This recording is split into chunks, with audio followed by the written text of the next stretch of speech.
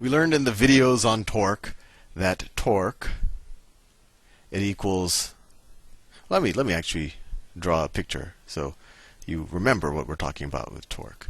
So let's say, so that's the arm. Let's say right here is kind of what its pivot is. That's its pivot. And let's say that I'm putting a force. Let's say I'm putting a force right there, and it's perpendicular to this arm. And let's say the length of this arm is r, and that this force is, well, let's say that this force is F. So we know that the torque is this force times the distance, right? Torque is force times the distance. And then we also know that what is force? Well, that is equal to mass times acceleration times distance. So torque is equal to mass times acceleration times distance. And then so what is acceleration? Well, that's equal to mass times change in velocity over change in time times distance. Right?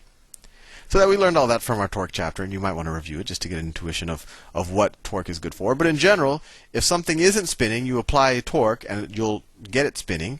Or if something is spinning already, if you apply torque in the direction that it's spinning, it'll spin faster. Or if you go in the opposite direction, it'll spin slower. And what I'm showing you here is that what happens if you apply no torque? Well, if you apply no torque, then we know that this quantity is 0. Or another way to think about it, actually, why did I write D? This is, well, it couldn't be D, but I shouldn't have called this R. This should be D. So if this is 0, if we're applying no torque, right, what do we know? We know that the change in velocity over change in time times this distance won't change, that this quantity is 0. So we know that the velocity times the distance is going to be a constant. And that comes from what I just talked about. I sometimes almost feel like it falls out of Newton's laws, but it applies to spinning. An object that's not spinning will tend to not stay spinning, and an object that is spinning will tend to stay spinning.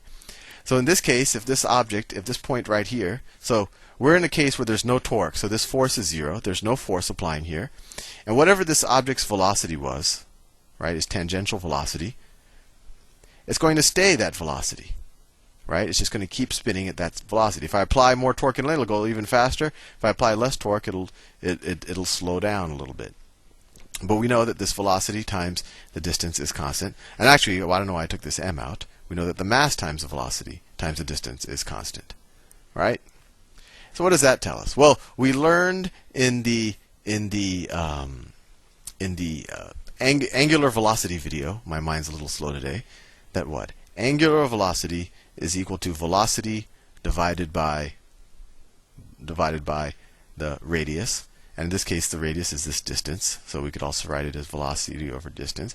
And when I talk about radius, it's just the radius of the circle that you're kind of spinning around in, right? This could be the circle up here.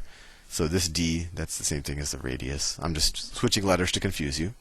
But let's see if we can write something, if we can change this expression to include angular velocity. And you'll see where I'm going in a second. So let's solve for v. So let's multiply both sides of this times d. So you get dw is equal to v. Right? I just took this d, put it on this side. So let's write that here. M times dw. Right? I just replaced the v. Times d is equal to a constant, assuming that we have no net torque on the system. And so what does that get us? Well, that gets us m times the angular velocity times d squared is equal to a constant. So what does this tell us? This tells us the mass of an object spinning. So let me rewrite this, because I think invert. So what we know is that the mass of an object spinning times how fast it is spinning times the distance to the center of its rotation. And actually, I'm going to change that d to an r. I don't know why I even used d to begin with. Times that squared. That's going to be equal to a constant. assuming no net force, no net torque. And another way of looking at that, if we just wanted to go to angular velocity from the get-go, we could have said torque is equal to mass times change in velocity times change in time times the radius to the center of where you're rotating around. And change in velocity is just the same thing as mass times change in angular velocity times r, change in time. Oh, and then there's another r, that's this r.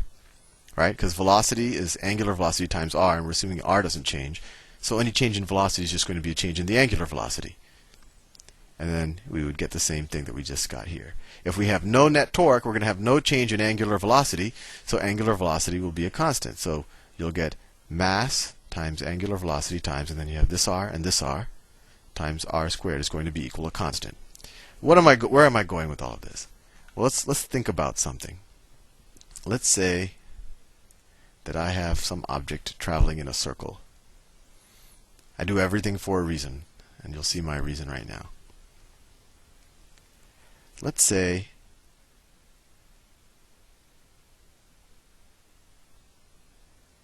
that this is some kind of, well, I think it'll make sense in a second.